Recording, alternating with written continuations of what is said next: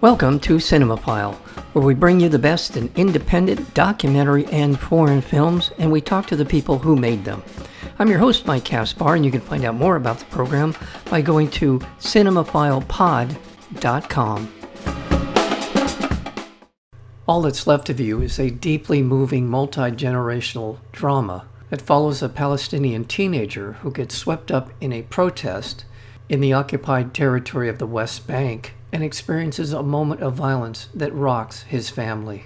The film unfolds as his mother recounts the political and emotional threads that led to this fateful moment. Spanning 7 decades, All That's Left of You traces the hopes and the heartaches of an uprooted family, bearing witness to the scars of dispossession and the enduring legacy of survival.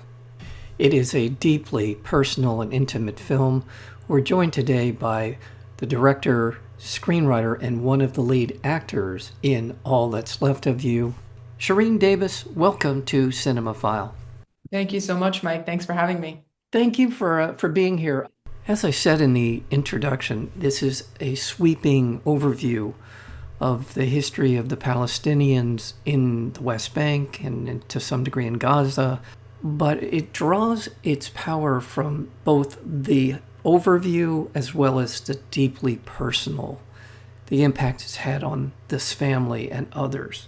Was there a moment, was there something that you read or saw that triggered you to want to make All That's Left of You? I was really inspired by my dad, who is Palestinian from the West Bank. He was exiled from Palestine in 1967, so he was no longer allowed to go live in Palestine. And in fact, a lot like the characters in the film, he, had to wait years and years to get foreign citizenship just to return to visit his family and the only home he'd ever known. And of course, only with the permission of Israeli authorities was he allowed in. And, I grew up going with him on visits to his family, seeing him harassed and humiliated at borders and checkpoints. And I grew up, kind of feeling his heartache and longing for this place and, the pain of his exile. And also really kind of watched him over time become more and more disillusioned and angrier and just, observe the different generations of my own family and how our identities kind of were shaped by this ongoing trauma, by the ongoing situation in Palestine, by the devastation. I watched my dad's health suffer because of everything that he was witnessing and going through. And this movie in many ways is an exploration of my own intergenerational trauma and the collective trauma of all Palestinians, which is the Nakba. Because, in the same way that the movie depicts that particular event, we tend to talk about it or think about it, if we think about it at all, as a historical event. But actually, it is an ongoing event. It has never ended. It is an ongoing trauma. And so that's really what I wanted to show in this film, is that ongoing trauma of the Nakba that we see through the occupation, that we see today through everything that's happening in Gaza. This is something that began back then and has just continued to escalate and escalate until it is what we're now seeing.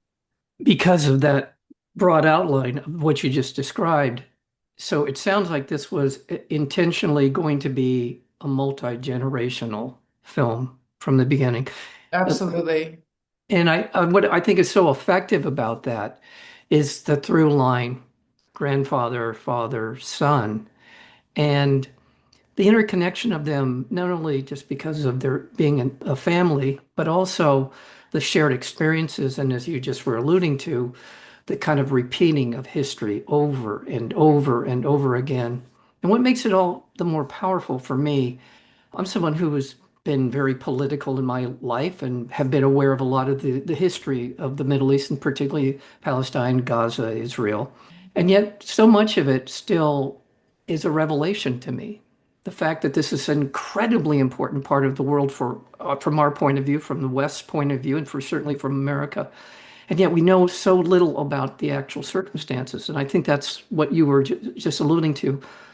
So My congratulations to you to bring, because we often don't want to process the politics of a story, but we almost always want to sort of grapple with the humanity of a story.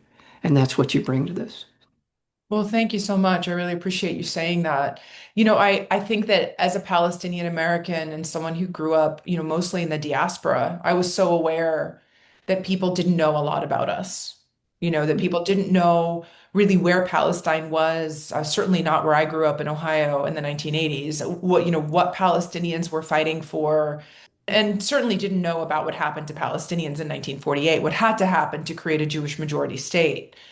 And so, with this film, and I also actually let me just say this before I say this next part, but I was also really aware that we were so politicized. The media dangerously maligned and misrepresented us and dehumanized us and really made us into kind of nameless, faceless numbers. And therefore, we were seen and labeled as just a political issue. Our humanity was not ever really honored or shown. And so with this film, I really wanted to immerse people in a human experience and show the human impact of all of these cumulative events on one family over time. For me, you can't really tell a Nekba story without telling a multi-generational story because the Nekba has been going on for 70 plus years, 77 years now. You have to tell it in a multi-generational way. And with this film, I wanted to draw people into that experience because again, it's like you can understand certain aspects of what's happening in Palestine. You can understand it maybe from a factual point of view, but I think without really going there and seeing the nuances, it's sometimes difficult to really viscerally understand it, to experience it, because understanding, there's intellectual understanding and there's experiential understanding. Right. And the experiential goes a lot deeper, doesn't Yeah. it? It really goes a Yeah. lot deeper to create change in you, to create empathy, to create what I'm looking to create. And so with this film, I wanted to draw people into the emotional experience of what it has meant to be Palestinian. And I don't want to get sidetracked too much about history because this is a very deeply personal stories that are unfolding in this film. But I'm struck by how much we think we know about Israel and the establishment of Israel and the history of Israel in relation to into Palestine and all. But we really do not have even the most basic historic facts.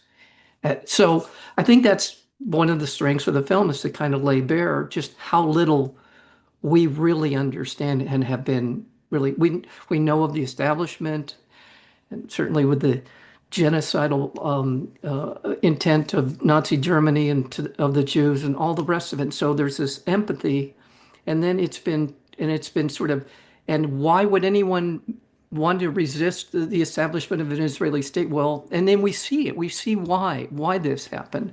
Right. So good on. I mean, good for this film. Good for you to be able to tell it. And I'll get into some other stuff later on in our conversation. But let's talk about, in terms of selecting the cast. It's a beautiful cast. Were you always intent on being in the film as well as directing and writing it? Was that something you had always seen for yourself? And let's talk about the wonderful cast of actors that you brought in to tell the story.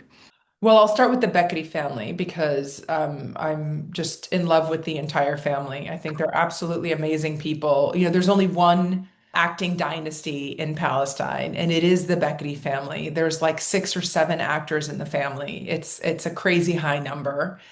Of course, beginning with the late patriarch Mohammad Bakri, who just passed away, and it's so Right. incredibly heartbreaking that it actually December 24th, so very, very recently, Oh, I'm so sorry. and was a huge heartbreak for really all Palestinians because he was such an icon of Palestinian cinema. I had always wanted to work with him. I'd always wanted to work with Saleh Bakri, his son, and Adam Bakri, his other son, and other members of the family. I mean, I had no idea I'd end up working with so many of them in one film. But when I sat down to write this multi-generational story, grandfather, father, and son, I could not help but think of them. And it was my dream that I could cast from that family and say, hey, let's cast a real family. Let's make this an intergenerational portrait off screen and on screen. Miraculously, they were available and interested, and I got to work with them, and they brought so much nuance to the roles. They live in Palestine. They've lived so much of this pain. Mohammad and Saleh, his older son, play, father and son in the 1970s part of the film. And there's just so much richness there that they bring from their own relationship. And then also they really just helped bring this authentic quality to this on-screen family because not only do they resemble each other physically, but also their voices sound alike and they have similar mannerisms. So you're able to kind of suspend disbelief and go like, oh, wow, I feel like I'm watching a real family. So that was something that for me as a director was just like a profound relief, to think like, because it was really daunting to me to think about how am I going to cast multiple generations of this one family. As far as putting myself in the film, well, let's put it this way. When I started writing the script, the actor in me wanted the part. And the director in me was like, hold your horses. Like, no, we have to make sure that you're right. And we have to make sure that the situation is right before we make that decision. So I really waited. I waited until I felt clarity about it and until I felt really certain about it. And part of that process was me needing to realize that my point of view of the character was so specific that it was going to help the film. It was going to help me as a director kind of achieve the tone I wanted because my character brings a sort of spiritual perspective and a very emotional perspective that is like really kind of grounding for the film and that ties the movie together, but is also a bit of a tightrope walk tonally, and I wanted to make sure that for me, the casting needed to be very specific. The point of view needed to be very specific. So once I realized that I had that point of view and that I really knew what I wanted and that I felt confident that I could achieve it, then I cast myself. But I also needed to wait until I really felt safe with the crew that I'd chosen. And thankfully, I learned a lot from my first two films. With regard to my crew, I hit this one out of the park with the choices that I made because my crew was phenomenal. Like I'm so grateful that somehow I ended up with these people because I could not have made the movie without them. They were just absolutely amazing. And they really had my back and I felt very safe with them and I felt like they really knew what I was looking for, even in my own performance. So that was for me just a huge comfort and it helped me to then take that leap of putting myself in the film. To your point, the film is beautiful. It's shot well. It's a Christopher Christopher Oon. Yoon Yeah, did a fantastic job. he did. Lots of different shots inside, outside, sort of the wartime scenes and all of it. The whole thing is a beautiful look to it. Cut together really well. All of it, because it is multi-generational, you're moving around in terms of sort of the progression of each of these stories. I love the way you open the film, basically, and you mentioned it's sort of the spiritual overview of the film. And that in that way you open the film, looking right into the camera and basically giving us, this is who we are. This is what we're about. This is a story you haven't heard. I want you to hear it. I want you to see it and I want you to hear our story. I just Mhm. thought that was a beautiful way to start the film. Gosh, and congratulations. It has been shortlisted on Best International Feature, the Jordanian entry. Thank you. This is your third feature film, if I'm not mistaken, That's and right. it's such an accomplished work, but also the character development, the interaction in the family, the intimacy, the intergenerational trauma that you see in ways that are completely and totally appropriate to the story and to why there's Mhm. so much trauma around all of this situation in Gaza, Palestine, and beyond. Just a fantastic, fantastic piece of work. I do want to touch on one thing before I let you go, because I think it's really important in not only in the telling of your story, but also something that I always assumed for decades. I assumed that this was true, and it's not. That the Israelis have never negotiated for a Palestinian state, for the inclusion of a Palestinian state. They've always said that Jordan was a Palestinian state. And so throughout this 30, 40, 50 years of negotiation over for a second state, it's never really been on the table in any real terms. And I think now what's happening now in Gaza is a manifestation of just why this is such an abject failure to Right. pursue this particular policy. Am I misstating that in any way? Look, I think that no, I think that there have been many contentious issues that have really never allowed for an actual peace process. Right. There are issues that are glaring, that have been misrepresented to people, and so, people have this mistaken notion that it's the Palestinians' fault, that the Palestinians have never accepted a peace proposal, when actually there are some major issues with every single proposal. And there are glaring omissions like the Palestinian right of return and, the capital of Jerusalem there. And there are just things that have been just completely ignored.